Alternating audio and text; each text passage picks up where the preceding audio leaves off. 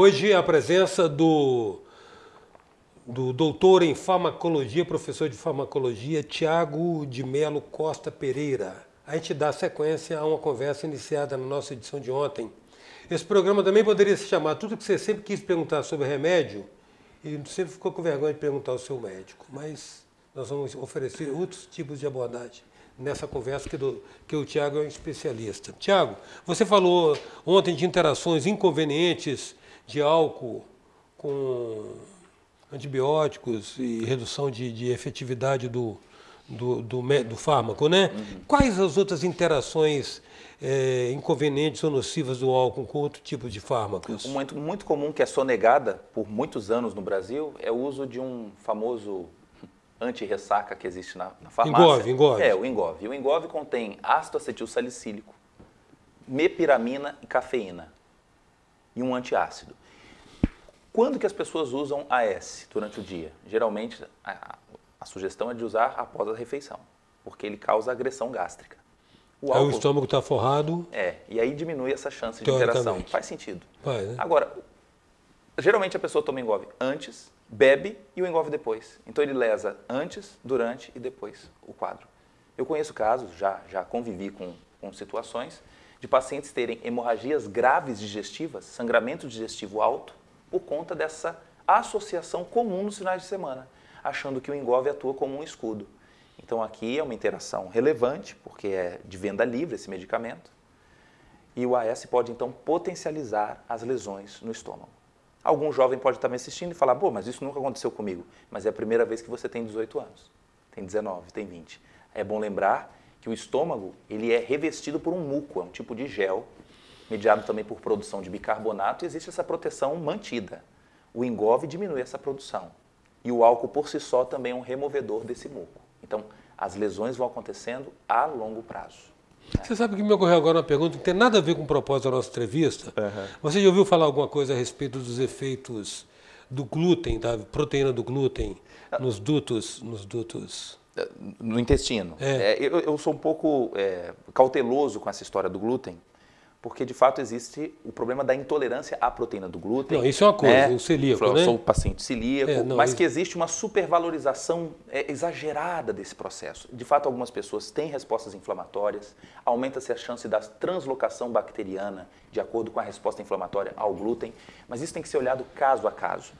Eu estou percebendo um excesso de diagnóstico e pessoas que estão sofrendo porque passam a ter uma dieta totalmente restrita diante da não exposição aos derivados do trigo, né? Uhum. E aí tem uma vida xoxa, por conta, às vezes, de um diagnóstico que, na verdade, não é intolerância ao glúten. Então, é bom repensar. A mesma coisa com a lactose. Ah, é que eu tenho alergia. Primeiro, não é alergia à lactose, é intolerância à lactose. A pessoa passa a produzir um pouco menos, ou não produzir, uma enzima chamada lactase. Mas esse processo pode ser temporário. Um recém-nascido, por exemplo, pode produzir menos. E ao longo do tempo, voltar a produzir. Uma resposta inflamatória, uma gastroenterite. Então, isso caberia um outro programa para a gente conversar, mas é que existe um exagero de diagnóstico. Olha, fulano é intolerante e passa a ter uma vida. E o pior, aquele que foi punido pelo diagnóstico equivocado, passa agora a socializar o seu problema com a família. Porque ele fala, olha, não consumam lactose porque é um veneno. E aí todo mundo passa agora a viver com produtos sem lactose. Existe, nesse caso, a lei do uso e desuso. Nosso intestino passa a produzir menos lactase diante de alimentos que não têm lactose. E aí eu passo a ter agora a família com intolerância gerada pela não exposição a esse tipo de açúcar. Então não é alergia, é um problema na hidrólise, na quebra desse disacarídeo. Eu sou professor de bioquímica também, e isso a gente sabe das estruturas, como é que acontece essa ruptura. Isso pode ser feito a sua reposição dessa enzima com cápsulas hoje. Já se faz também a reposição. Não, mas eu quero recapitular, retornar à questão do glúten, que me foi afirmado com muita convicção por um bioquímico, que é uma proteína que ela perfurava o duto intestinal e permitia, com isso, né, o natural transbordo material fecal para o intestino. Faz sentido. Agora, para algum grupo de pessoas, isso não acontece de uma forma generalizada. Universal. Já pensou? Algumas coisas a gente tem que... Não podemos desconstruir o passado. Você imagina décadas e décadas de exposição ao trigo e sobrevivemos. Né? Mas você sabe o que é, eu tenho percebido, Tiago? Nós sempre convivemos com agentes patogênicos de câncer, talvez nunca soubemos. Sim.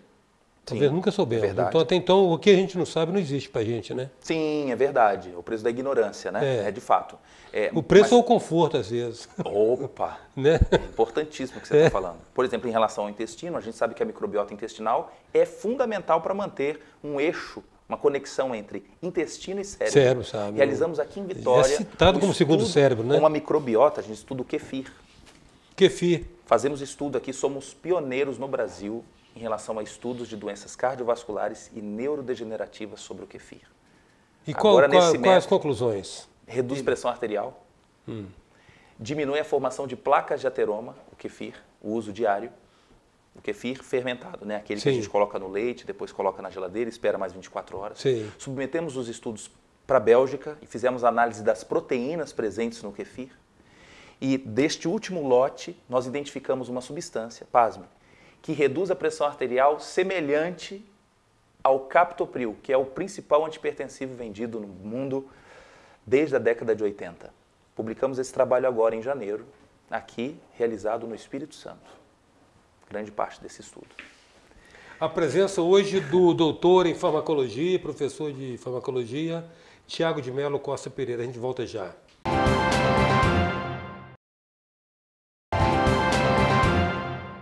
Voltamos com a presença do doutor em farmacologia e professor de farmacologia, Tiago de Mello Costa Pereira. Canetinha na mão aí, porque no final da nossa conversa ele vai dar os endereços e você vai querer pegar com certeza.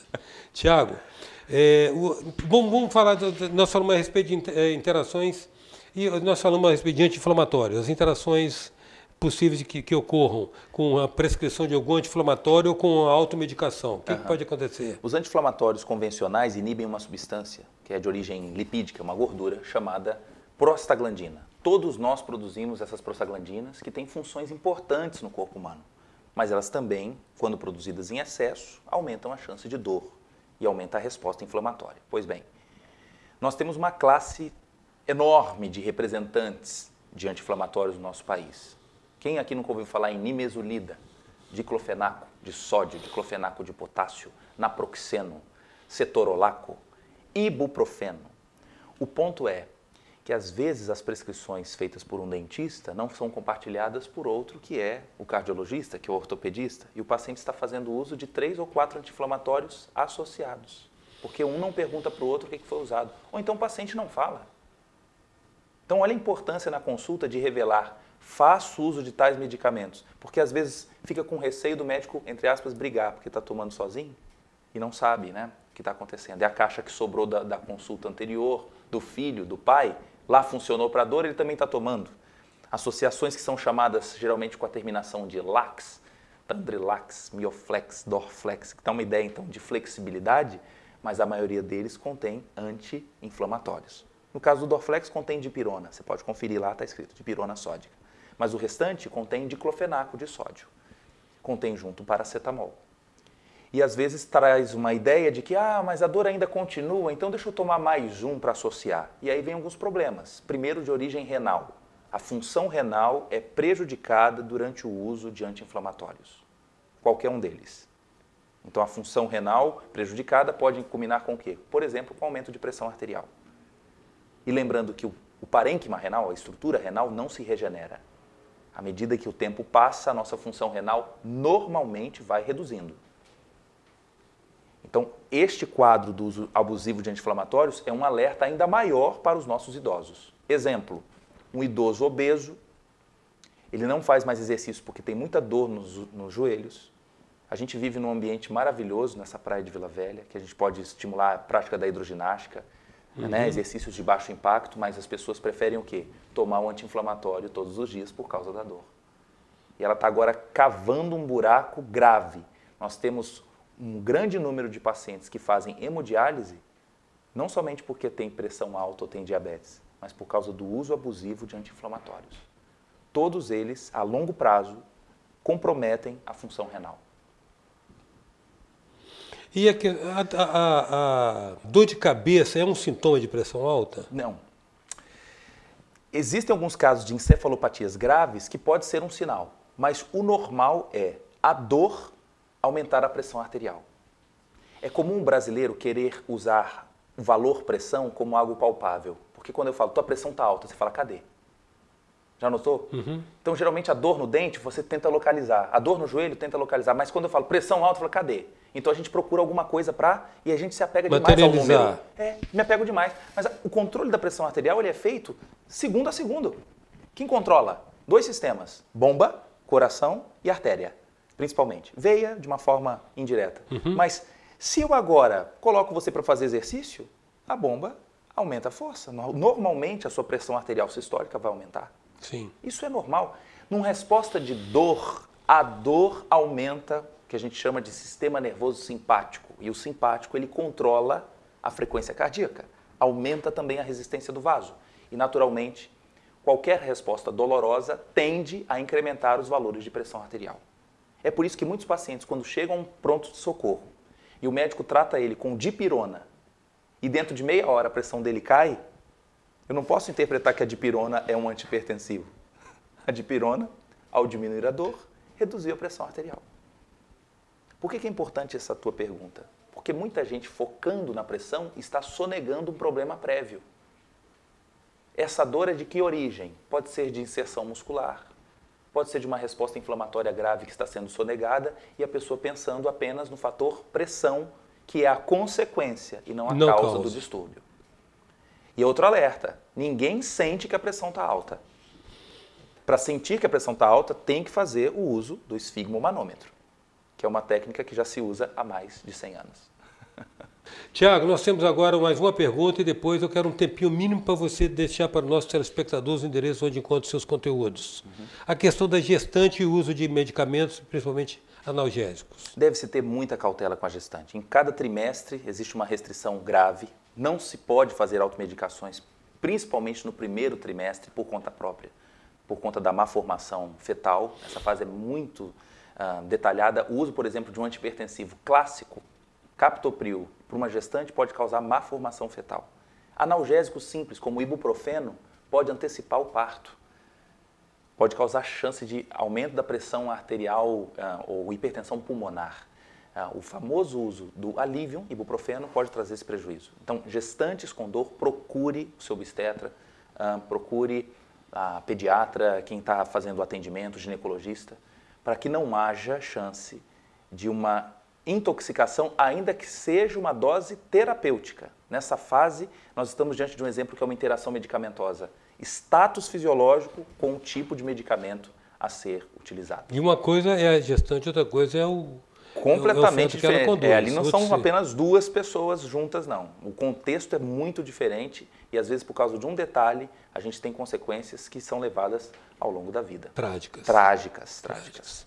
Tiago, a questão é a seguinte, quem mais quiser saber todo esse conhecimento de farmacologia que você pode e generosamente compartilha, como é que faz? Bom, compartilhar no Instagram, chamado Farmaco na Prática. Abrimos no Instagram esse momento de diálogo com muitos profissionais de saúde ou então pacientes que queiram saber um pouco mais sobre medicamentos.